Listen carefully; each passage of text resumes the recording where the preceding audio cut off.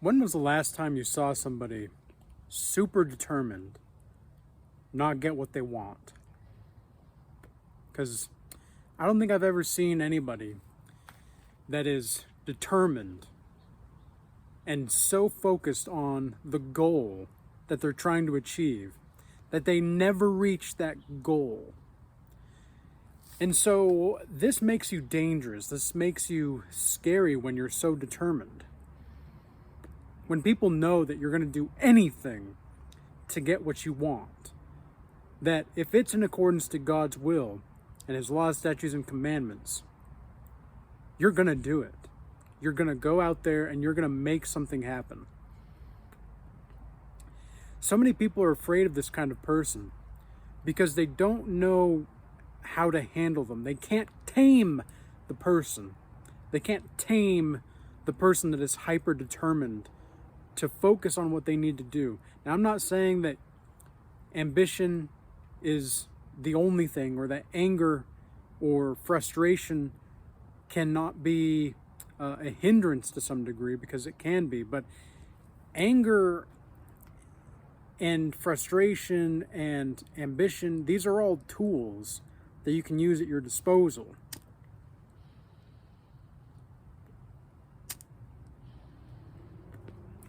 They're all tools that you can use to get to where you want to be in life. It's either a form of a fuel, or it's a form of this inexplicable totality of destruction that is bearing down upon you. And I don't think many people recognize the true power of being determined and what it does to other people. Because when people see that you're a determined person, they know that you're not someone to be trifled with. And they know that you're worthy of respect. You see, this is the thing that I think a lot of men want in life, for example. But they're not willing to do the things that gets them what they want. So how bad do you really want it? If you really want something, and you know you want something, are you going to go out of your way to make something happen? Yeah. Yeah. If you really want something to happen in this world, in this life, you're going to go out there and you're going to make it happen. You're going to be part of the simulator and not just in the simulation. Okay, you're going to go out there and you're going to actually, okay, here's my goals. This is going to be the system that I'm going to use to achieve that. If that doesn't work within X amount of time, I'm going to reorient myself and my strategy to ensure that what I want to have happen will happen even more quicker and more better than ever before. This is what's different about people in the RCA, the Regal Change Academy, the group that we have, and most other people in the world. Because we are just, not only are we followers of Christ for the most part. Now, it's not like people that are not followers of Christ can't be in the academy, but we are Christ-centered as a group. And we just learn much quicker. We learn at a more efficient rate. We're able to implement things more frequently. We have a group that is a network of individuals that are dedicating themselves to something higher, that are not eradicating striving from their ability to form themselves. And what does that do? What that does is it completely empowers each other to prosper. When everybody has the opportunity to take a little weight off of the other, all of a sudden everybody can carry more weight. They can carry the burdens of life a little bit easier because they know that they're not alone.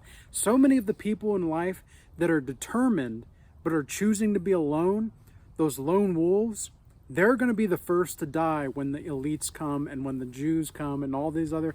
You guys know what I'm talking about.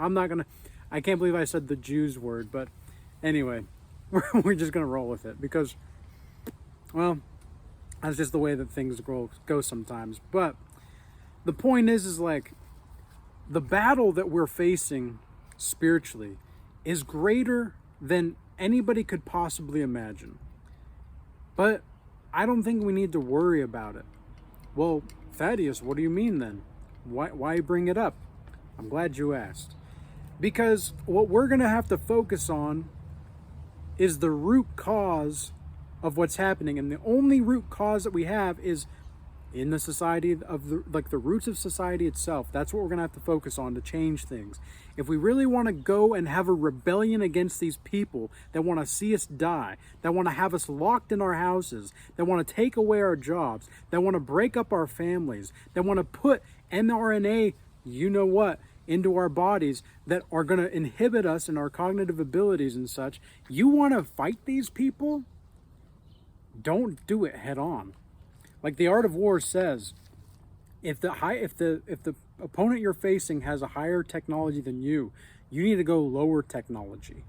Okay, you have to go lower technology and trust that, okay, you have to bring them. It's not like bringing them down to your level, but it's that the traditions of life are going to always stay the same through time.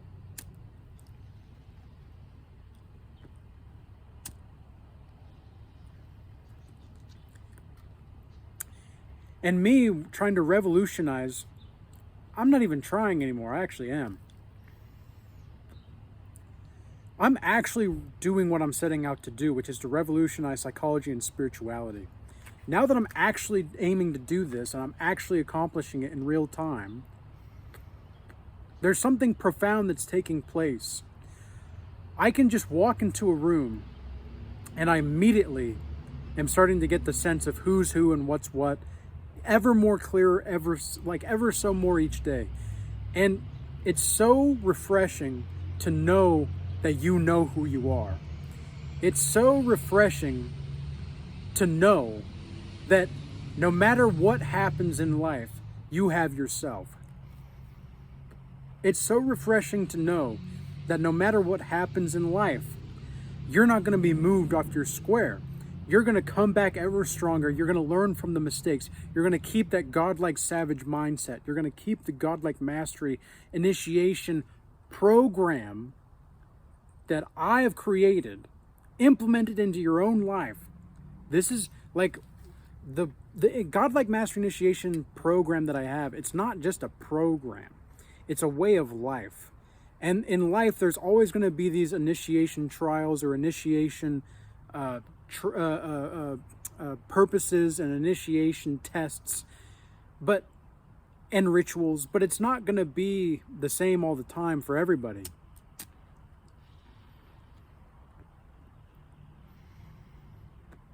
And I think the mistake that many people make when they're trying to be determined for something, it's not talent.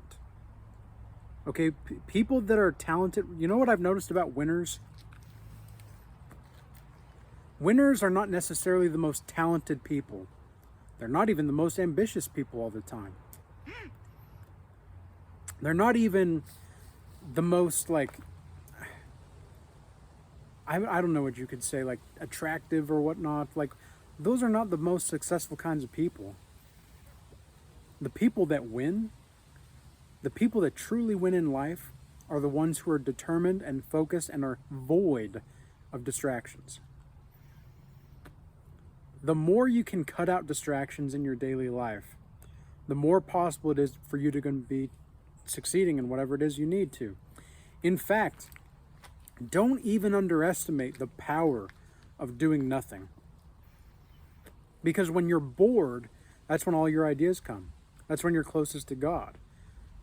Because you're in silence. What I do when I'm in silent darkness, for example, this is one of my favorite things to do.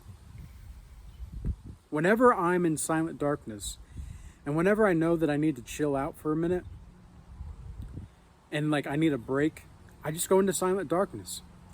And I come back to myself, and then I get back out there. Because I'm determined to do what I need to do. I have a plan. Am I perfect? No, not even close. And thank God for that, because now I have something to accomplish and something to do. I think a lot of people want to be perfect because then it means that they get to do things effortlessly. And the thing is like, if you're doing the same things effortlessly all the time, there's a difference between mastering your craft and trying to be perfect.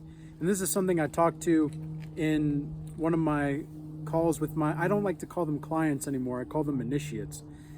With one of my initiates last night. And, he was asking me about certain things, and I said, look, it's your desire for perfection that's stopping you from getting to the places that you want to go to. That's just it.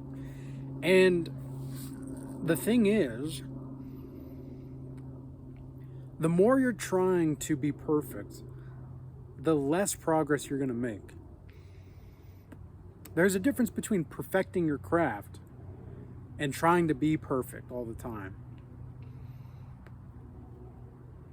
And I think that trying to be perfect really kills a lot of people's abilities. And this has happened with a lot of people I've talked to recently. They're trying to do so much so often to the point that it hinders their ability to see clearly. And that's why you need to go into silent darkness, man.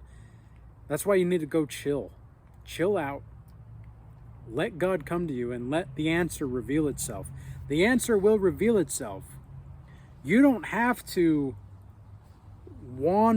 be a wondrous wanderer. I talk about this in my book, the Book of Oldishness. You don't have to be a wondrous wanderer in life.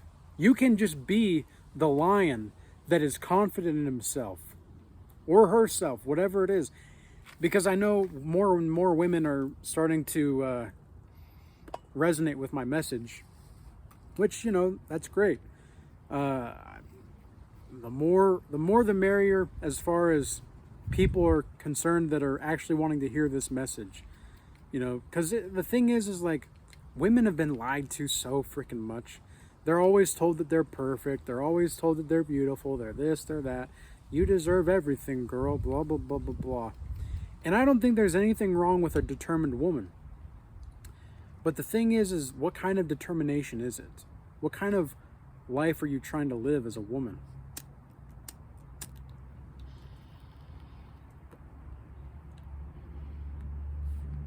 Because if you're trying to live a life void of responsibility and accountability as a woman, and you want a good man, good fucking luck out there, lady. Good luck out there. And if you're a man out there and you're not trying to surround yourself with people like in the RCA, for example, do you know how fast people are growing in the group compared to like people that I see out in the physical world that are just kind of roaming through life, going to the bars, going on hookup culture crap, going on the dating apps.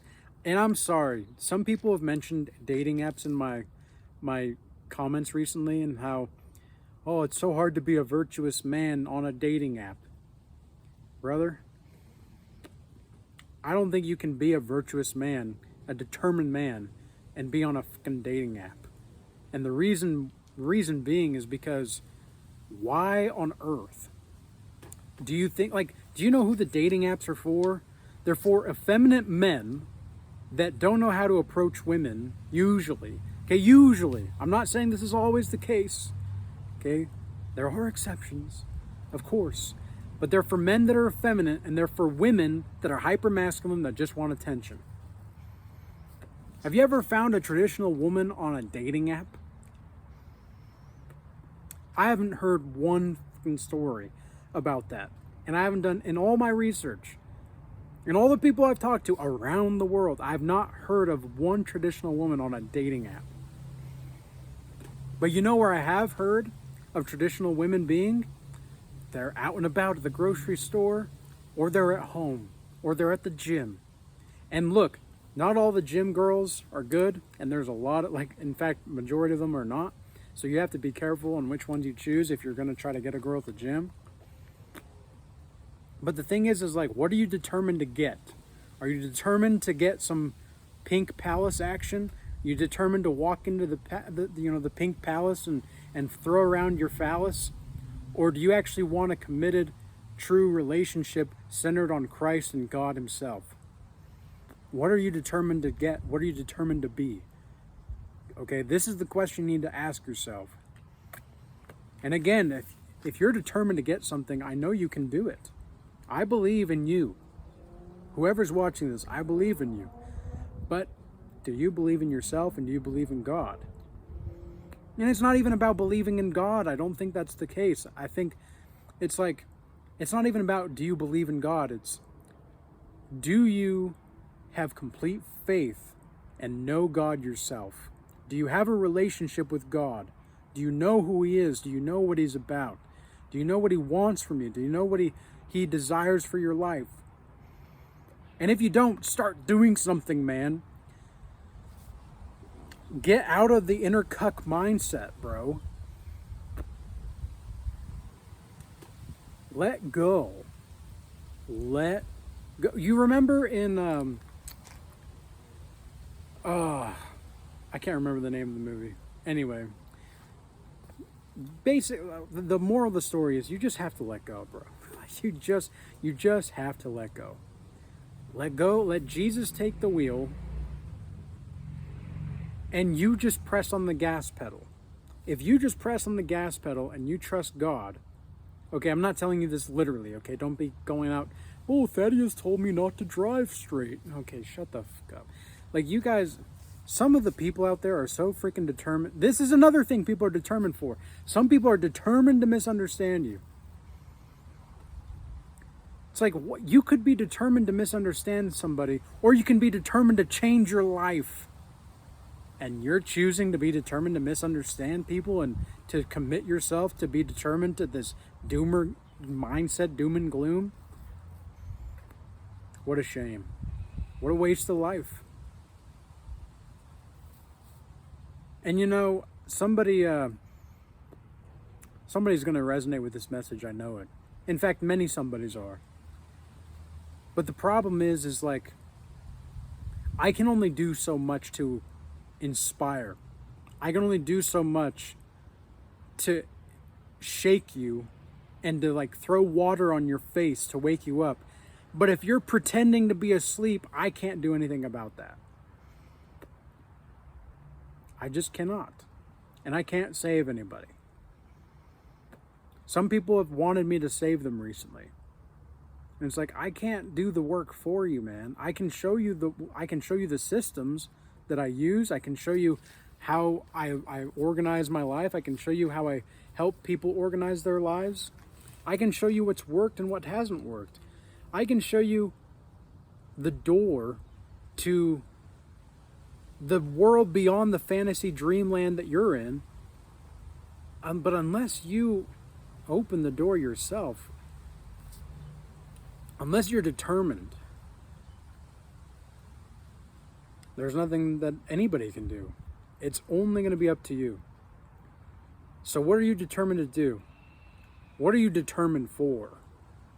I hope to hear and to see your answers in the comments. I hope everybody stays blessed out there. I hope everybody is enjoying their day, enjoying life, but also staying vigorous, gracious, and virile. If you're the man, and if you're a woman, warm, inviting, feminine, and empathetic. So peace be with you all. Until next time.